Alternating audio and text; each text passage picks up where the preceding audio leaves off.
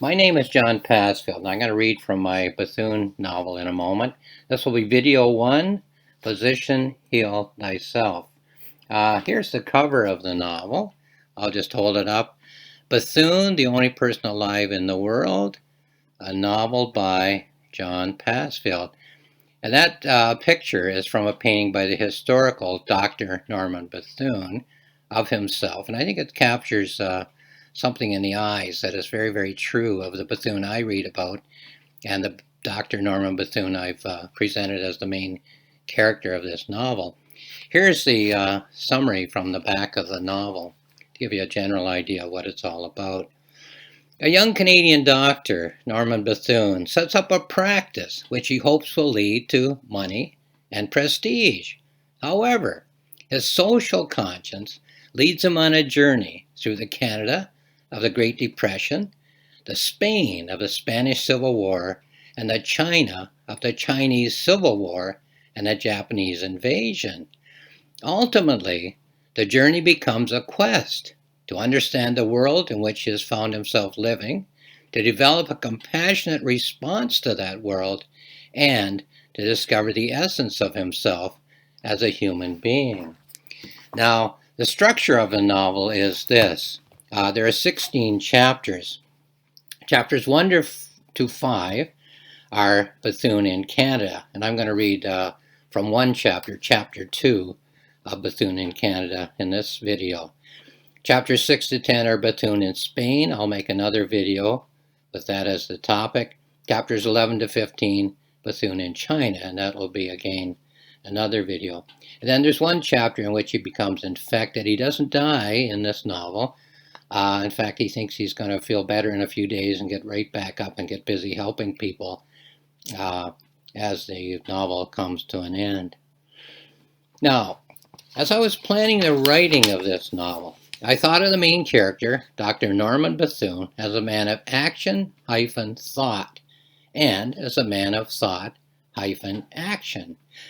By this I mean that he seldom has a thought which he doesn't immediately seek to embody in an appropriate action, and he seldom performs an action which isn't designed to be an appropriate embodiment of a thought.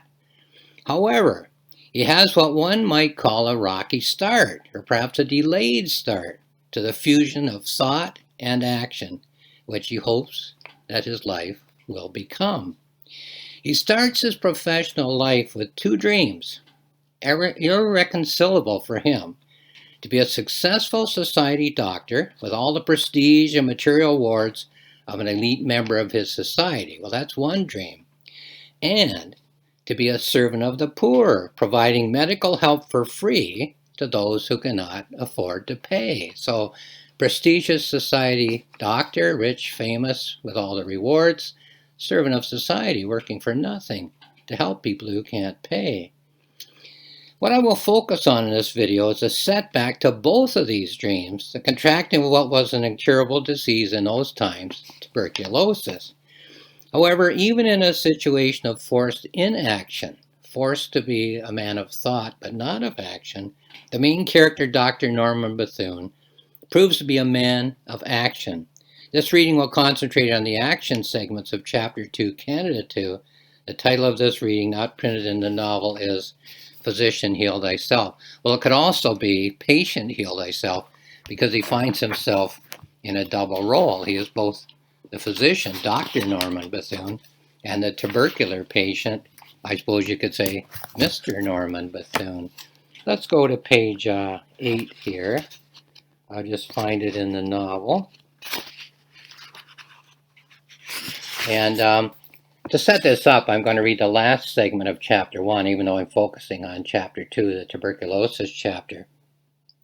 He is becoming, it's the 1930s in Canada, a worldwide depression, so hard to become a rich doctor, but he was becoming a prestigious doctor in that he's very innovative. He innovates procedures in medicine, and he also improves upon, if not invents, various technical devices of Bethune rib shears and so on.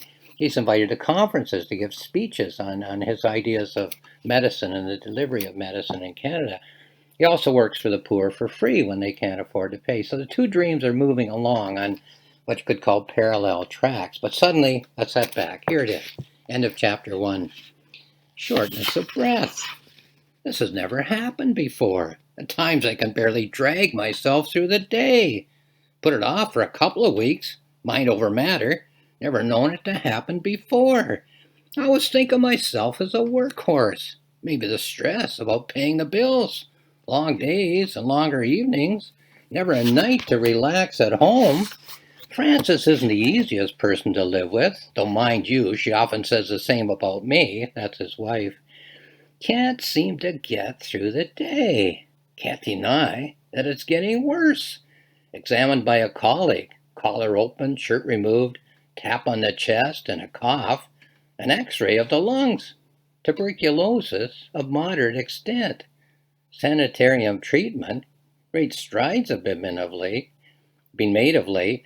Favorable outlook for recovery if all goes well. That's ridiculous. I'm the doctor. I can't afford to abandon all this.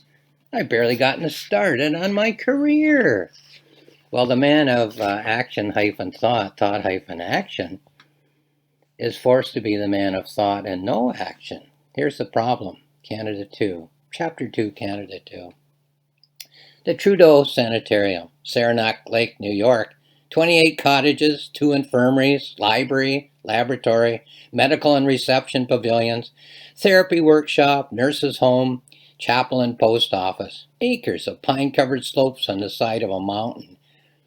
200 staff, 160 beds, pulmonary tuberculosis, fresh air and complete rest, and bed for at least a month.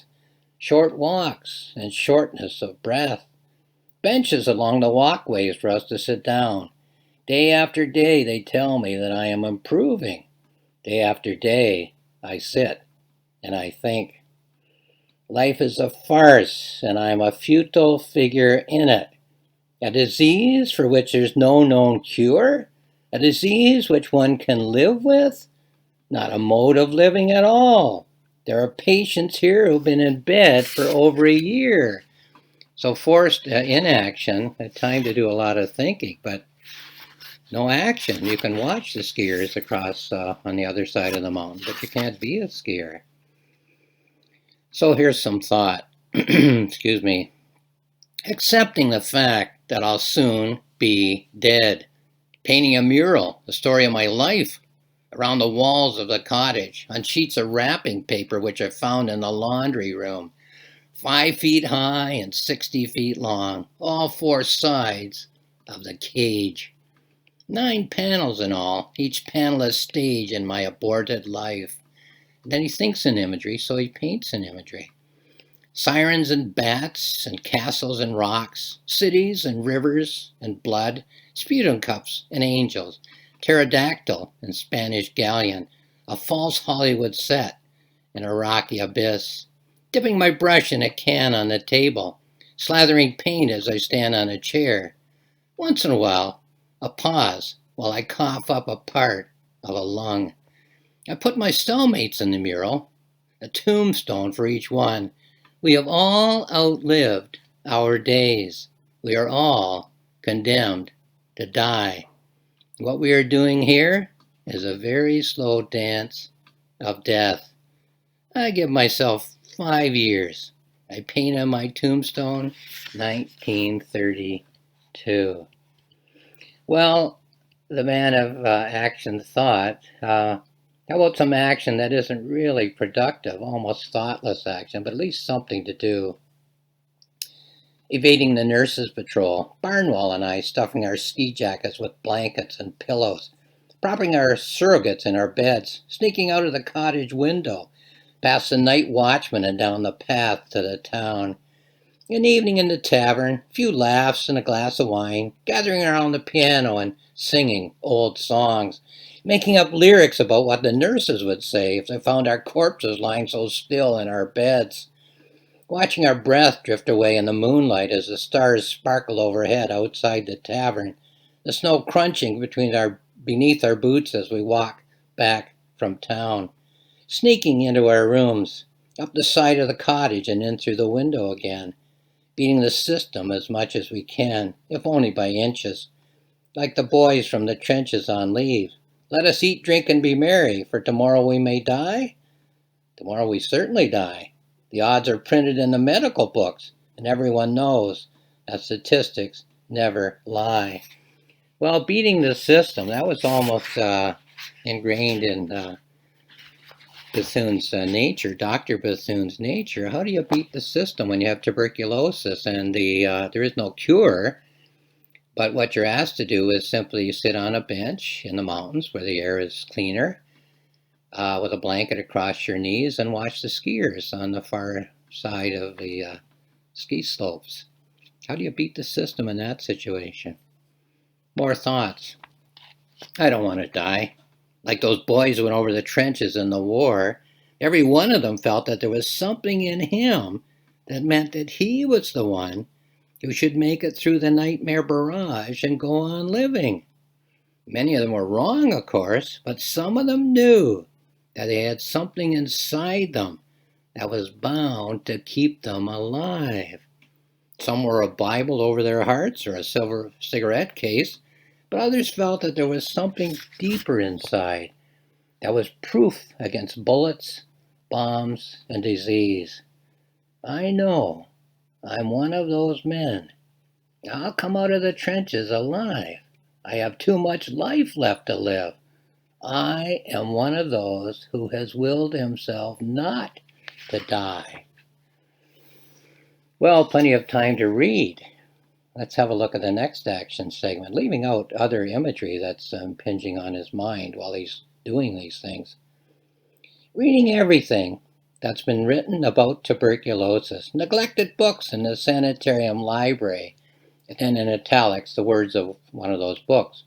Tuberculosis, formerly called consumption, an infectious disease of the lungs, spread through the air by those who have an active infection, by coughing or sneezing, kills more than 50% of those who are infected. There is no known cure. Chronic bed rest is always recommended. Leafing through the books that I've spread on the table, what's this one all about?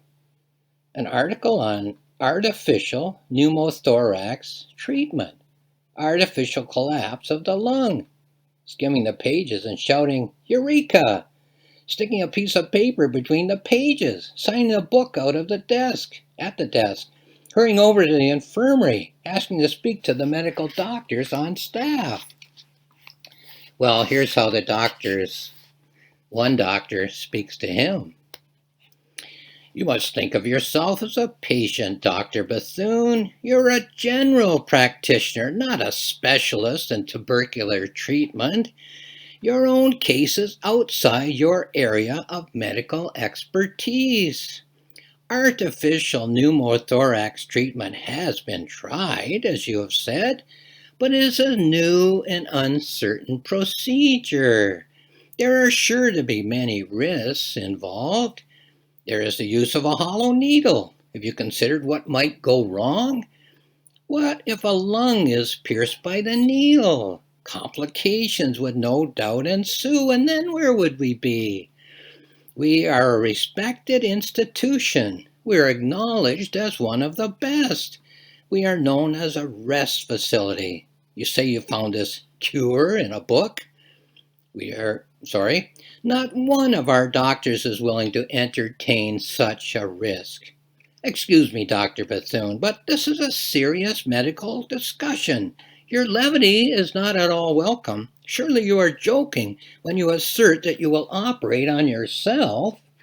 Well, I thought of starting the novel, Canada One, with him plunging a needle into his chest, but I decided not to, and yet this is what he threatened to do, or at least insert a needle into his chest.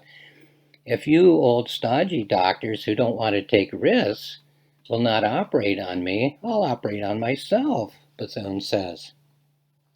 So more thought before we go on with the plot question of will he be operated on? Will he operate on himself? My only regret is Frances, his wife. What a life I've thrust upon her. I offered to write a letter for her, to take back to Scotland to show to her family and friends, to explain that the fault was all mine, that I didn't appreciate her and treated her money as if it was trash.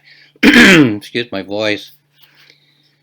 I got halfway through the letter and got off track. I asked her if she remembered that little attic room when we started out.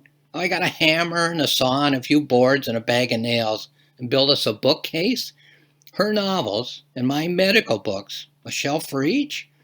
Glass of wine as we admired our handiwork, 2 glasses of wine, and we shuffled the books so the novels and the medical books were side by side. Remember how we laughed? How we wondered if books can get pregnant? How we decided that surely they would if we let them drink wine. And then on we go. The doctor, Dr. Warren. The patient, Norman Bethune. The operation, artificial pneumothorax treatment. Insert a hollow needle between the ribs. Pump air into the chest cavity. Put a cushion of air between the damaged lung and the chest wall. The lung then collapses and the progress of the disease is halted, and the damaged lung is then allowed to rest. The operation is quite painless and should be repeated every week or 2 with a small needle. The spread of tuberculosis is halted and the lung will often heal. Bed rest for a while and soon the patient is up and about. Rest is still the cure, but now the lung is resting while the rest of the patient is allowed to go on with his life. So he did later insert the needle in his own chest to revive, I guess you'd say, the operation. And so the lung did heal. So I'll just read from Canada 3, Chapter 3, the first segment, just to show how his life did go on. Moving to Montreal, a lease on a new apartment and a new lease on life. A city of culture, vibrancy, hockey, smoked meat and the finest of wines. With a ski slope 40 miles north when the snow starts to fall. My health is excellent. An x-ray shows no disease, only healed scars. Appointed chief surgeon at the Royal Victoria Hospital by Dr. Archibald, whose specialty is pulmonary surgery, part chest clinic and part research. When I told old Archie I was starving, he offered me a fellowship at $1,500 a year. The old fellow's a little stodgy, but so far we get along, as long as he lets me do what I want to do. I think I'll write a letter to Frances. She must be tired of her family by now. I'll ask her to come and join me in Montreal. So, problems in his career, of course the health problem was a real setback, problems in his marriage as well. The key line there is, as long as he lets me do what I want to do. Bethune didn't work well with somebody above him having authority over him, telling him what he should do rather than what he wanted to do. The man of thought, action, thought, always knew what he wanted to do. He didn't work well with equals, people who had an equal say in how, say, the clinic was to be operated. But he worked well when he was in charge. So he's seeking the ideal situation. So that's the text of the second chapter of the novel, and the problem being the setback in his quest for the ideal place where he can be his best self. I'll read now a couple of passages from my notes, and I'll tell you how you can access those notes for free in a moment. Here's the first one. A piece of literature is an idea pattern, which indicates the complexity of the world in which we as humans find ourselves living, and the complexity of our responses to that world. A serious piece of literature is always more complex than the conscious thoughts of any reader. The challenge which that novel or poem or play presents to the reader is to raise his or her idea response to the highest possible level of complexity. Presumably, in challenging us to respond to literature with more complex thoughts than we have heretofore responded to life, we are being challenged to respond to life itself with a more complex and therefore more accurate, realistic understanding of whatever we are responding to. And we are being challenged to consider what our most valid response should be. Well, that's one passage from my notes. Here's another one. I think this unifies the paradox, Bethune A and Bethune B. Bethune A, a tremendous egotist. He quits when he can't dominate his circumstances and other people. The subtitle of the novel, which I chose from a Bethune letter, is The Only Person Alive in the World. Well, what an egotistical comment for a person to make about himself. So that's Bethune A, the tremendous egotist. Bethune B, one of the great servants of society. He gave up a chance to be a rich, respected member of his profession, to live in primitive conditions, and to minister to the wounded in order to build a better society for the many. This is unified in the above note, referring to earlier writings. This is unified in the above note. Some of the Bethune books purport to analyze his psychology, but I don't know what they say. It'll be interesting to read them. They might see a simple switch from selfish to unselfish. This would be epiphany, change of heart, and so on. Very familiar in books and novels. But I see all tendencies in Bethune operating at all times. The artworks, money, and prestige were all images to Bethune when he wanted them. They were not desirable in themselves, but as images of something in himself that didn't change or disappear, but simply found itself another set of images. So whatever Bethune wanted didn't change. He wanted to be a prestigious member of the medical profession, fine. He wanted to be a lowly, you might say, servant of society. But he always wanted the same thing. That's the point I'm making. So, excuse my voice again. Just to finish this video, the novel then again is Bethune. I'll just hold it up once more. The Only Person Alive in the World, a novel by John Passfield. You can find it on Amazon if you wish to find out more about it or even to purchase it. You can also find it at my publisher's website, rocksmillspress.com. There's more information there. ROCKSPRESS. Rocks Mills Press. ROCKSMILLSPRESS.com. More information there. And lastly, if you go to my website, johnpassfield.ca, johnpassfield.ca, the more information there is in the form of two books. One is a notebook, full length, for free. One is a journal, a full length book for free. And these are reflections that I write about as I plan, research, structure, write the novel, and then polish it. So you just go to my website, go to the word notebooks, go to the word journal, click on those, then go down to the icon, click on those, and there's the text of those books, as I say, for free. No money asked for. And lastly then, I'll just say thank you for watching this video.